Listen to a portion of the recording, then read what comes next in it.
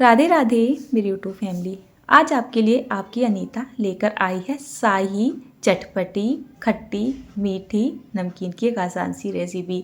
ये रेसिपी आपकी होली पे भी काम आएगी और आपके घर में भी काम आएगी। घर के काम तो हम सभी करते हैं, लेकिन इसी बीच में अगर हम अपने परिवार की सेहत का ध्यान रख ले तो और भी ज़्यादा अच्छा है। मैं अक्सर इस तरीके की चीज़ें अपने घर में बनाती रहती हूँ, जिसकी वजह से हमें कभी भी बाजार का सामान नहीं लाना पड़ता है। लाते हैं, कभी कभी लेके आ जाते हैं, लेकिन अधिकतर मैं कोशिश करती हूँ सभी सामान घर पे बना लूँ और बना भी लेती हूँ। तो चलिए इस आसान सी नमकीन की रेसिपी को शुरू करते हैं। परात में 50 ग्राम के जितना सरसों का तेल डाला है, 1 चम्मच नमक, 1 चम्मच मिर्च, 1 चम्मच जीरा डाला है, 300 ग्राम के जितना बारीक वाला बेसन डाल दिया है। मेरे घर में राजधानी का फाइन वाला बेसन इस्तेमाल होता है, इसका रिजल्ट बहुत अच्छा आता है और अक्सर हर रेसिपी में इसी का इस्तेमाल करती हूँ। बेसन में सभी चीज़ें अच्छे से मिक्स कर लेते हैं। उसके बाद नॉर्मल सादा पानी ले लेते हैं और इसमें डाल के इसका एक बढ़िया सा डो बना के तैयार करते हैं। एक बात का आपको ध्यान रखना है, इसको आपको ज़्यादा नहीं फेंटना है, मतलब इसको एक रफली सा ही डो बना के तैयार करना है और ना ही इसको रेस्ट पे छोड़ना है। तो साथ ही हम क्या करेंगे, नमकीन बनाने वाली अपनी ये मशीन ले लेते हैं और मशीन में मैंने यहाँ पर बारीक वाला तवा लगा लिया है, बेसन को इसमें सेट कर लिया है। एक साइड में कढ़ाई को मैंने अच्छा सा गरम कर लिया है, यानी कि तेल डाल के। और जब तेल हमारा बहुत ही अच्छे से गरम हो जाएगा, इस तरीके से सेफ्टी को बरतते हुए ये सेल यहाँ पर तोड़ देंगे।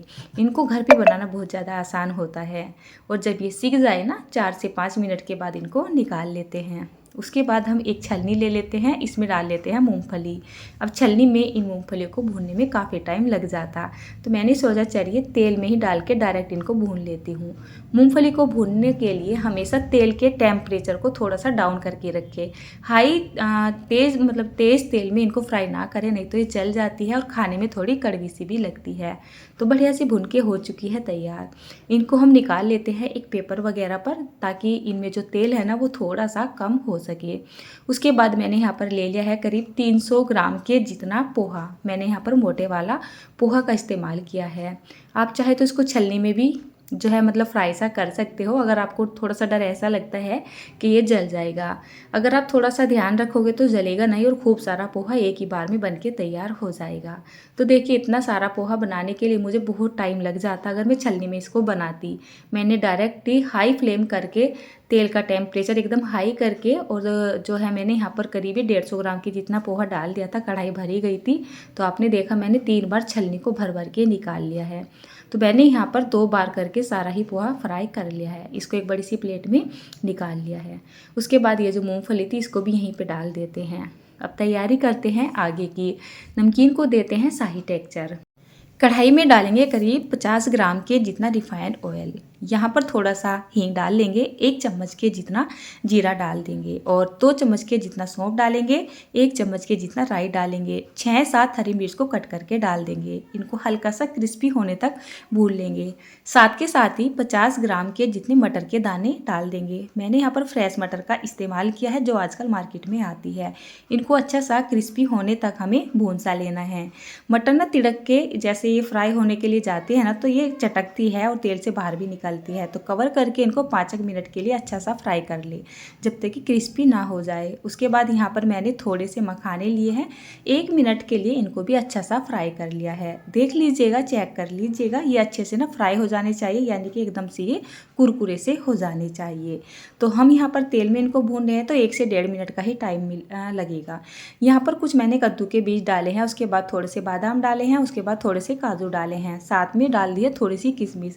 इससे हमारी नमकीन का जो टेस्ट बनेगा वो बनेगा शाही टेस्ट, मतलब बहुत ही ज़्यादा सुपर टेस्टी लगती है ये नमकीन। ये नमकीन अगर आपने अपने घर में बना ली ना, तो आप बाज़ार की नमकीन लाना भूल जाओगे। इतने महंगे महंगे नमकीन लेके आते हो, इतने ज़्यादा पैसे दे के आते हो, और फिर वो हाइजीनिक भी नहीं होती है। तो इस तरीके की चीज़ें अक्सर अपने घर में ना बनाते रहना चाहिए। तो बच्चे दुकान की चीज़ों से भी बचे रहते हैं। तो गैस का फ्लेम एकदम लो कर इनको मैंने 6 से 7 मिनट के लिए अच्छा सा फ्राई कर लिया है। मतलब इनको कुछ इस तरीके से फ्राई करना है, किशमिश अच्छे से फूल जानी चाहिए और जो हमने काजू बादाम डाले हैं ना, ये ज़्यादा नहीं होने चाहिए, यानी कि कड़क से नहीं होने चाहिए। नमकीन के लिए मसाला तैयार कर लेते हैं। मिक्सी के जार में डाल लेते हैं 4 टेबल स्पून के जितना मीठा आप अपने टेस्ट के हिसाब से कम ज़्यादा भी कर सकते हैं, लेकिन इतना ना सही है। उसके बाद करीब 2 छोटा चम्मच के जितना काला नमक, 2 छोटा चम्मच के जितना आमचूर पाउडर, 2 छोटा चम्मच के जितना चाट मसाला यहाँ पर हम डाल देते हैं। उसके बाद 1 छोटा चम्मच के जितना ले लेते हैं जो होता है ना कसूरी मेथी, उसका पाउडर मैं पाउडर बना के रखती हूँ। 1 छोटा चम्मच के जितना काश्मीरी लाल मिर्च पाउडर, 1 छोटा चम्मच के जितना नमक डाल देते हैं और इसका हम ढक्कन लगा के इसका बढ़िया सा फाइन सा पाउडर बनाकर तैयार कर सकते हैं। ये वाला जो मसाला आपको बना के दिखा रही हूँ, आप इसको एक बार बनाकर ज़्यादा क्वांटिटी में भी स्टोर कर सकते हो। जब भी आप कोई इस तरीके की नमकीन की रेसिपी बना रहे हो, बस उठाइए और फटाफट से उस नमकीन में मसाले को डाल दीजिए, तो फटाफट से आपकी नमकीन बनकर तैयार हो जाएगी। ये है बेसन की सेल, है ना, जो बेसन भुजिया मैंने बनाई थी। देखिए कितनी ज़्यादा खस्ता और एकदम से क्रिस्पी बन के तैयार हुई है। देखिए कितनी आसानी से ये टूट रही है। तो चलिए, भजिया तो मैंने आपको दिखा दी है, इसकी सेपरेट रेसिपी आपको मिलने वाली है सही मेथड के साथ। उसके बाद क्या करेंगे, ये जो हमारा जो भी ड्राई नट्स वगैरह थे ना, हल्के से ठंडे हो चुके हैं। इन सभी ड्राई नट्स को भी हम यहाँ पर ही डाल लेते हैं, यानी अब हमें करनी है इसको मिक्स, तो एक ही जगह डाल लेंगे। उसके बाद यहाँ पर ये हम बेसन की भजिया डाल देते हैं। तो आप अपने टेस्ट के हिसाब से ही डालिएगा, मतलब ज़्यादा डालना चाहते हैं या फिर कम डालना चाहते हैं। मेरा मन तो हो रहा था मैं यहाँ पर सारी ही पलट दूँ, लेकिन नहीं, सारी पलटने से बात नहीं बनने वाली थी। अब ये जो मसाला हमने बना के तैयार किया था, इसको यहाँ पे डाल देते हैं और अच्छे से मिक्स कर देते हैं। अब ये काम करते करते मुझे काफ़ी टाइम हो चुका है और रात 9:30 बजे का टाइम हो रहा है और शाम का खाना बनाने के बाद ना मेरे सारे बर्तन ना झूठे पड़े हुए हैं और मैंने ये सारी नमकीन जो है ना एक प्लेट में ट्रांसफ़र कर ली थी। तो इसको ना मिलाने में मुझे थोड़ी सी दिक्कत हो रही है, नहीं तो इसको ना या तो मैं किसी बड़ी सी मिक्सिंग बाउल में मिलाती, नहीं तो फिर मैं इसको परात में मिलाती। परात में रोटियाँ बनाई थी तो वो गंदी हो रही है, मैंने इस प्लेट में इसको डाल लिया था।